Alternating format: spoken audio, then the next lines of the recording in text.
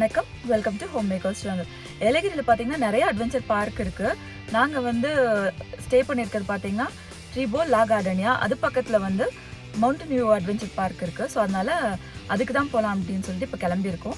நாங்கள் அங்கே போய் என்ன பண்ணுறோம் அப்படின்னா இன்றைக்கி vlogல பார்க்க போகிறோம். ஸோ வீடியோ ஃபுல்லாக பாருங்கள், பார்த்துட்டு மறக்காம உங்கள் கருத்துக்களை கீழே பதிவு பண்ணுங்கள். நாங்கள் ஸ்டே பண்ணியிருக்க ரிசார்ட்லேருந்து இந்த மவுண்டன் வியூ அட்வென்ச்சர் பார்க் பார்த்திங்கன்னா 4.5 கிலோமீட்டர் தூரத்தில் இருக்குது. இது வந்து ஒரு ஹில்லில் இருக்கிறனால பார்த்திங்கன்னா ரோடெல்லாம் அந்த மாதிரி தான் இருக்குது, ஏற்ற இறக்கத்தோட. சம்டைம்ஸ் ரொம்ப ஸ்டீப்பாக இருக்குது. பட் வியூ பார்த்திங்கன்னா ரொம்ப நல்லா இருந்தது. அதனால நாங்கள் என்ஜாய் பண்ணிகிட்டே தான் போனோம்.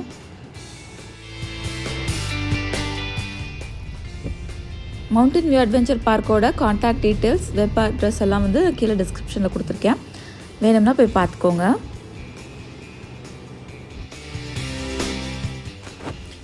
இப்போ ரீச் பண்ணியாச்சு. இப்போ போய் ஆக்டிவிட்டீஸ்க்கெல்லாம் டிக்கெட் வாங்கிக்கலாம்.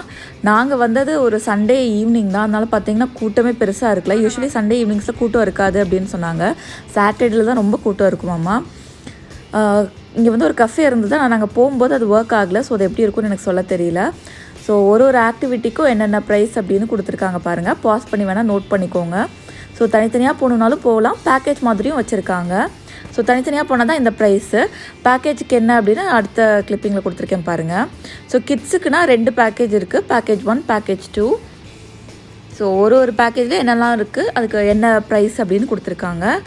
ஸோ அடல்ட்ஸ்க்கு வந்து 4 பேக்கேஜ் இருக்குது. Gold package, platinum package, silver package, bronze package அப்படின்னு.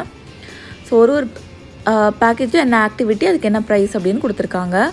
ஸோ எது நமக்கு சூட் ஆகும் அப்படின்னு பார்த்து நம்ம எடுத்துக்கலாம். யூஸ்வலி பேக்கேஜில் போனால் நம்ம கொஞ்சம் சீப்பராக இருக்கும், நிறையா ஆக்டிவிட்டி பண்ணலாம். ஸோ நாங்கள் வந்து சில்வர் பேக்கேஜ் 1, கிட்ஸ் பேக்கேஜ் 2 ஒன்று வாங்கினோம். ஸோ பொண்ணுக்கும் பையனுக்கும் மட்டும்தான். நாங்கள் 2 பேர் டிக்கெட் வாங்கிட்டு இருக்கும்போது எங்கடா அக்காவும் தம்பியும் காணோன்னு பார்த்தா தம்பி மறைய ட்ரை பண்ணிகிட்டு இருந்திருக்கான், அக்கா ஹெல்ப் பண்ணிகிட்டு இருந்திருக்கா. ஸோ குரங்கிலிருந்து பிறந்தது மனிதன். உங்களுக்கு ஏதாவது சந்தேகம் இருந்ததுன்னா சந்தேகமே வேணாம். இதுதான் நாங்கள் வாங்கின ticket. Silver package 2 750, kids package 2 750. So நல்லா ஆக்டிவிட்டிஸ் இருக்குதுன்னு கொடுத்துருக்காங்க. உள்ளே வரும்போதே ஃபஸ்ட்டு பையன் இந்த பைக் ரைடு தான் போகணும் அப்படின்னா, அதனால் முதல்ல இந்த ATV ரைட் போகலாம் அப்படின்னு சொல்லிட்டு வந்திருக்கோம். அவங்க இன்ஸ்ட்ரக்ஷன்லாம் பார்த்திங்கன்னா தெளிவாக கொடுக்குறாங்க. எப்படி வண்டி ஓட்டணும், எப்படி நிறுத்தணும், சேஃப்டிக்கு ஹெல்மெட்டும் கொடுத்துருக்காங்க.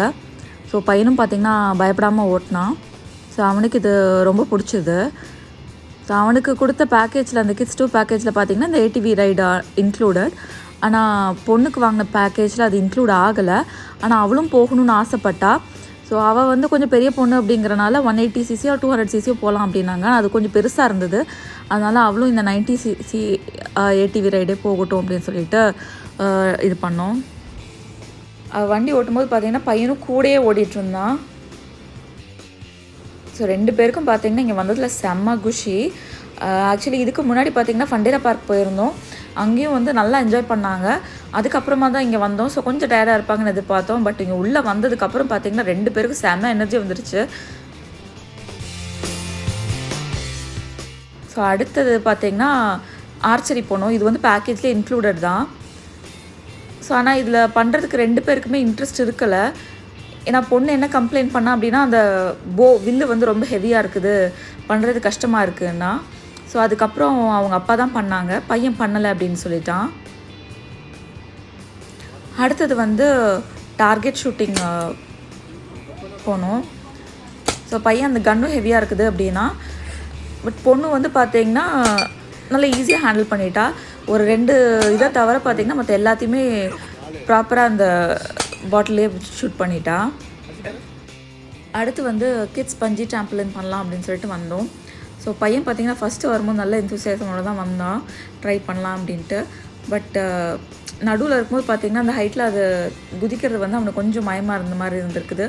வயிற்றுலையும் கொஞ்சம் பிடிக்கிற மாதிரி அவன் ஃபீல் பண்ணியிருந்திருக்கான். ஸோ எனக்கு பிடிக்கல, என்னை இறக்கி விடுங்க அப்படின்னு சொல்லிட்டான்.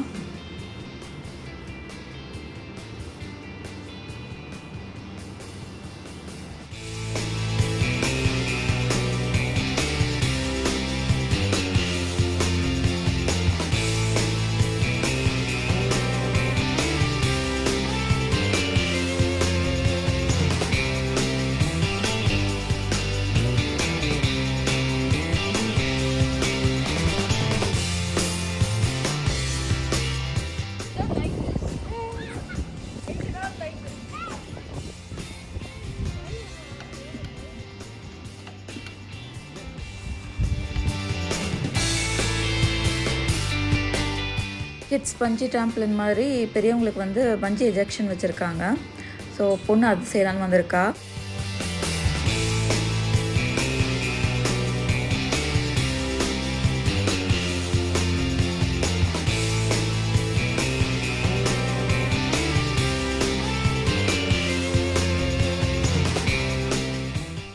எனக்கு தான் பார்த்தீங்கன்னா, அவள பார்க்குறதுக்கு இவ்வளோ உயரத்துல தூக்கி தூக்கி போடுது அப்படிங்கிற மாரி கொஞ்சம் பயமா இருந்தது. பட் அவ வந்து நல்லா என்ஜாய் பண்ணேன் அப்படின்னா.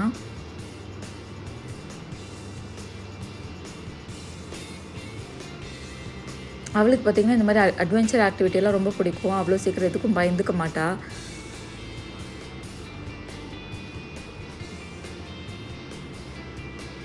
ஸோ வீர தீர பராக்கிரம எல்லா ஆக்டிவிட்டீஸும் பண்ணுவா அவ.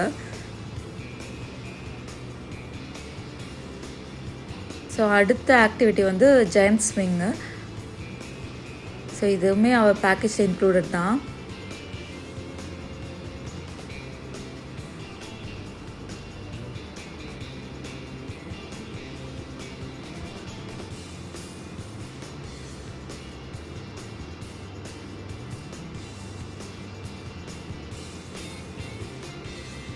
ஸோ ஹுக் மாதிரி போட்டு இழுத்துட்டு போயிட்டு அப்படியே விடுறாங்க. அப்படியே நல்ல தூரத்துக்கு நல்லா அப்படியே ஸ்விங் பண்ணலாம். ஸோ இதுவுமே அவளுக்கு ரொம்ப பிடிச்சது அப்படின்னா.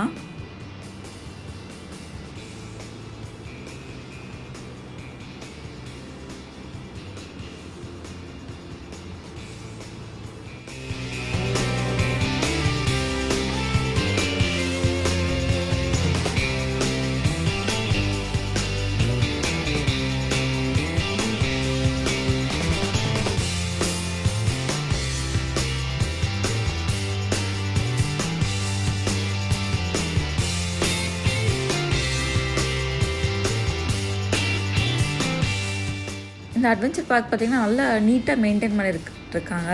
ஸோ பார்க்குறதுக்கு நல்லா க்ளீனாக அந்த எக்யூப்மெண்ட்ஸ் எல்லாம் நல்லா சேஃபாக இருக்கிற மாதிரி தான் இருந்தது. ஸோ அதனால தான் பொண்ணை தைரியமாக அனுப்புறதுக்கு மனசு வந்தது.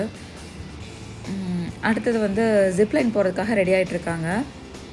ஸோ இது மாதிரி ஃபஸ்ட்டு ஒரு பெல்ட் மாதிரி போடுறாங்க, அப்புறம் ஒரு ஹெல்மெட்டும் கொடுக்குறாங்க.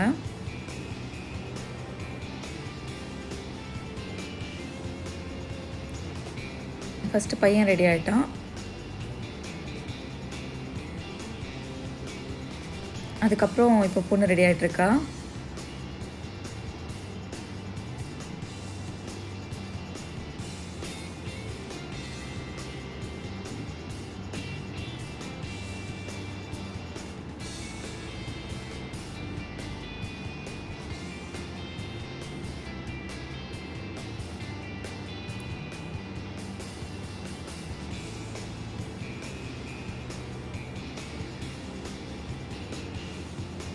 இப்போ ஃபஸ்ட்டு பையன் ஜிப்லைனில் வந்துட்டுருக்கான்.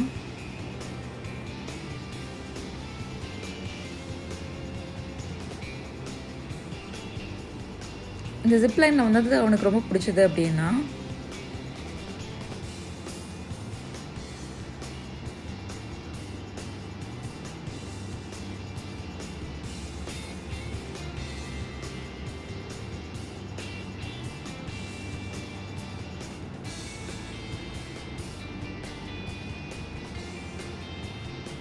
அடுத்து வந்து இப்போ பொண்ணு ஜிப்லைனில் வர போகிறா.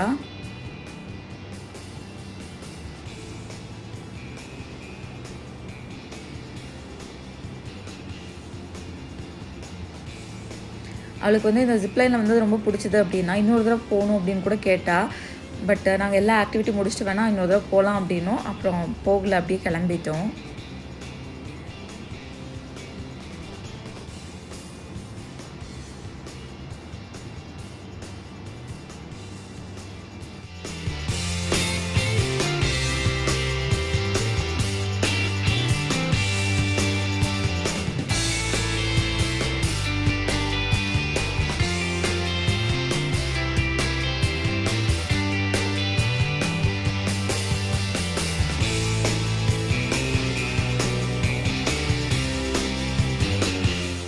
இது வந்து ஹைரோப் அட்வென்ச்சர். ஃபஸ்ட்டு இதுக்கு போகணும் அப்படின்னாங்க. பட் பேக்கேஜில் இது இன்க்ளூட் ஆகலை. ஸோ அதனால் நாங்கள் போகலை. அடுத்தது வந்து இந்த வாட்டர் ஜார்பிங்கு. 2 பேர்த்தோட பேக்கேஜ்லையுமே இருந்தது. தனித்தனியாக போகணுன்னாலும் போகலாம், ஆனால் 2 பேரும் ஒட்டுக்காவே போகட்டும் அப்படின்னு கேட்டோம். அவங்களும் ஓகே அப்படின்ட்டாங்க. ஸோ 2 பேரும் உள்ளே இது பண்ணிவிட்டு சிரிச்சிட்டே தான் இருந்தாங்க. ஆனால் பண்ணுறது கஷ்டமாக இருந்தது, அதனால் பிடிக்கல அப்படின்னு வெளியில் வந்ததுக்கப்புறம் தான் சொன்னாங்க.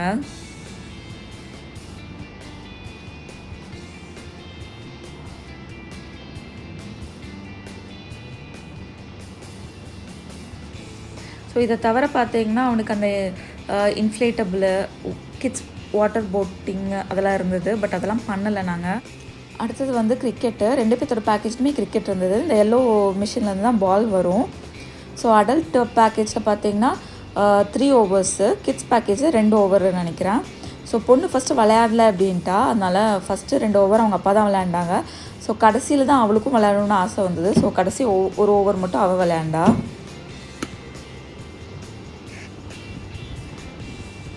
ஸோ வந்ததுக்கு பொண்ணு எதெல்லாம் விளையாடலையோ அந்த ஆக்டிவிட்டியெல்லாம் அவங்க அப்பா பண்ணாங்க. ஸோ எனக்கு பெருசாக ஆக்டிவிட்டி பண்ணுறதுல எந்த இன்ட்ரெஸ்ட்டும் இருக்கல. நமக்கு வீடியோக்கு கண்டென்ட் கிடச்சிது, கிட்ஸ் எல்லாம் ஹாப்பியாக இருந்தாங்க, அவ்வளோதான். ஸோ அதனால் கிட்ஸ் உண்மையாகவே ரொம்ப என்ஜாய் பண்ணாங்க. அதனால் இங்கே வந்தது உண்மையாகவே ஒர்த் அப்படின்னு தான் சொல்லணும். பொண்ணுக்கு பையனுக்கு 2 பேருக்குமே பார்த்திங்கன்னா கிரிக்கெட்டில் பெருசாக இன்ட்ரெஸ்ட் கிடையாது. ஸோ பொண்ணு இதுதான் ஃபர்ஸ்ட் டைம் கிரிக்கெட் விளையாடுறது. ஸோ ஃபர்ஸ்ட் டைமுக்கு அவன் நல்லா விளையாடுறா அப்படின்னு தான் சொல்லணும். பையன் பார்த்திங்கன்னா டென்னிஸ் பிளேயர். ஸோ அவன் முதல் தடவை விளையாண்டப்போ பார்த்திங்கன்னா டென்னிஸ் ராக்கெட் எப்படி பிடிப்பானோ அந்த மாதிரி தான் கிரிக்கெட் பேட்டையே பிடிச்சிருந்தான். ஸோ இந்த தடவை விளையாடுறது பார்த்திங்கன்னா பரவாயில்ல அப்படின்னு தான் சொல்லணும். அவங்க அப்பாவுக்கு வீட்டில் கிரிக்கெட்னால் ரொம்ப இஷ்டம், ஆனால் பசங்க 2 பேருக்குமே கிடையாது. வேறு சில ஆக்டிவிட்டியெல்லாம் இருந்தது, ஆனால் நாங்கள் எதுவும் பண்ணலை. ஸோ அப்புறம் நாங்கள் கிளம்பிட்டோம் அங்கேருந்து. கிட்ஸ்கிட்டே கேட்கலாம் அவங்க எக்ஸ்பீரியன்ஸ் எப்படி இருந்ததுன்னு. அவங்க பார்க்கு நல்லா இருந்துச்சு. எதை என்ஜாய் பண்ண? ரிப்ளைனிங். உனக்கு எது பிடிச்சது எது பிடிக்கல? ரிப்ளைனிங் பிடிச்சது, பங்கிட்ட போய் பிடிக்கல. அப்புறம் இந்த ஜார்விங் தண்ணிக்குள்ளே போனியா? அது ரொம்ப டயரிங்காக இருந்துச்சு. இல்லை. ஓகே, அப்புறம் உனக்கு எது பிடிச்சது? போன மெஜாரிட்டி ஆஃப் த ரைட்ஸ் பிடிச்சிருந்தது. எஸ்பெஷலி அந்த பஞ்சி ஜம்பிங், அந்த பெருசாக ஸ்விங் இருந்தது, அதுக்கப்புறம் ஜிப்லைனு. இட் வாஸ் வெரி, என்ன சொல்கிறது, அட்ரெனலின் இன்ஃபியூசிங் மாதிரி நல்லா இருந்தது. எது பிடிக்கல? அந்த தண்ணியில் இது பண்ணிட்டு.